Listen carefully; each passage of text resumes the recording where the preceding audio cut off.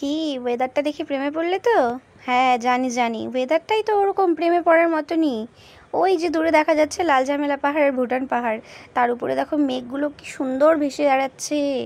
উফ, মনটা একদম শান্তি হয়ে গেল। তো চলো, ওরা ওদের মতো ভাসুক আর আমরা আমাদের মতো ভাসি, তাই না? তো বেরিয়ে পড়লাম রেডি হয়ে। আর কোথায় যাচ্ছি ঠিক জানি না, বর বললো চলো ঘুরে আসি। তো এদিকে লোকসান মোড়ে এই বৌদির দোকানে মোমো খাবো, মোমো চাউমিন, ও খাবে চাউমিন, আমি খাবো মোমো। তো আমাদের মোমো পড়ে চলে এসেছে। তো এদিকে মোমো খাচ্ছি আর দেখা মানে পরিচিত দুজনের সাথে দেখা হলো। তো ওখানে গল্পও হচ্ছিলো, খাওয়া দাওয়া হচ্ছিলো, ব্যাস এইসব শেষ করে এবার চলো যাওয়া যাক, কোথায় যাই দেখি। তো এদিকে মোটামুটি আমরা নাগরাকাটার কাছে চলে এসেছি, আর এটা হচ্ছে গাঠিয়া সেতু আর কি।